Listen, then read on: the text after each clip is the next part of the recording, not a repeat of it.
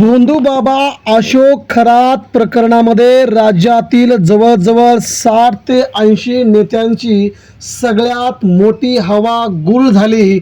आणि मित्रांनो, अशोक खरात याच्या संबंधित अनेक नेते उघड्यावर पडले.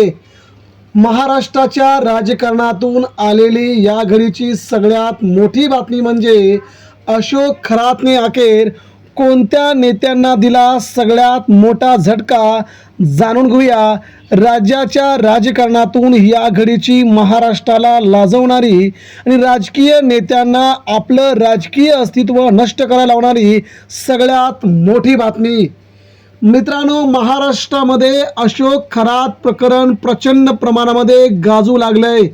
हे प्रकरण दिसतंय तेवढं वरवर जरी सोपं असलं तरी आतमध्ये मात्र या प्रकरणाची खोली अतिशय प्रचंड जास्त असल्याचं आता जाणवू लागलंय.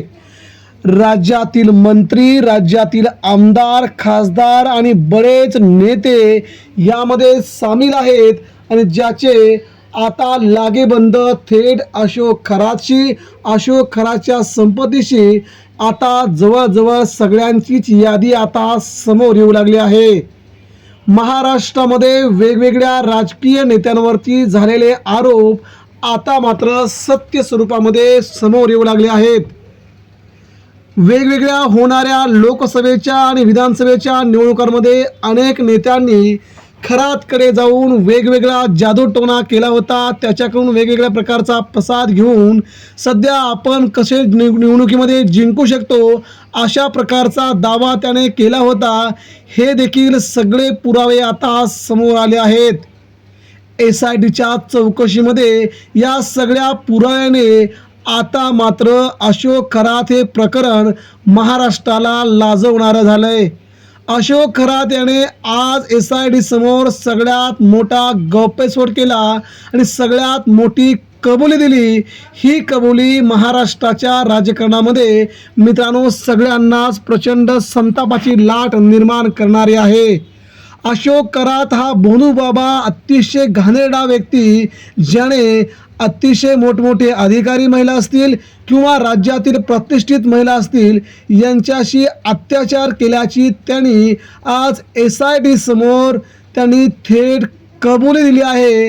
झुकने वाला चाहिए दुनिया झुकती आहे अशा प्रकारचं त्याने स्टेटमेंट देऊन महाराष्ट्राच्या राजकारणात अनेक नेत्यांना त्यांनी चॅलेंज दिल्याचं यावरून समजतंय. अनेक नेते त्याचे भक्त होते, त्या नेत्यांची नावं देखील आता समोर आली आहेत. एक नेता अशोक खरातशी जवळजवळ एका वेळेला 20 मिनिटे, अर्धा तास, एक तास बोलत होता. नेमकं हे कशासाठी हे देखील आता SITच्या चौकशीमध्ये समोर येत आहे. परंतु हा CDR, नेत्यांचा CDR कुणी बाहेर काढला, यामध्ये शिंदे गटाचे आणि अजित पवार गटाचे नेते कसे अडकले आहेत, नेमका हा डाव कोणाचा, अशी माहिती देखील का काढली गेली आहे हा संशय सध्या येऊ लागला आहे. यावरून अशोक खरातच्या प्रकरणाशी खूप मोठे राजकीय संबंध आहेत हे आता जवळजवळ निश्चित होण्यास सुरुवात झाली आहे. अशोक खरात हे प्रकरणामध्ये राज्यातील बडे मंत्री, राज्यातील बडे आमदार आणि बडे नेते यांचा समावेश असल्याचा राजकीय गौप्यस्फोट अंजली दमानिया यांनी केल्याच्या नंतर मात्र महाराष्ट्रामध्ये सगळ्याच राजकीय पक्षांचे धाबे दणाणले होते. सर्वात जास्त राजकीय धाबे दणाणले ते म्हणजे सत्ताधारी पक्षांचे, कारण की त्यांचेच नेते, त्यांचेच आमदार, त्यांचेच मंत्री अशोक खरात याच्याशी संबंधित होते. हे आता नावांची यादी आल्यामुळे स्पष्ट झालंय. एकंदरीत मित्रांनो, महाराष्ट्रामध्ये अशोक खरात या प्रकरणाने वेगळं वळण घेतल्याची चर्चा रंगली असतानाच यामध्ये कोण नेते अडकलेत हे देखील महाराष्ट्राला आता बघून घ्यायचंय. यामुळे राज्याच्या राजकारणामध्ये सगळ्या घडामोडी कशा वेगवान स्वरूपामध्ये घडत गेल्यात हे तुम्हाला लवकरच समजून येईल. मात्र SITच्या चौकशीमध्ये खूप मोठ्या घडामोडी घडू लागल्या आहेत. या घडणाऱ्या घडामोडींमुळे सध्या नेते अडचणीत येऊन त्यांची मात्र चौकशीच्या फेऱ्यात त्यांना अडकवलं जाऊ शकतं हे मात्र तेवढंच निश्चित आहे.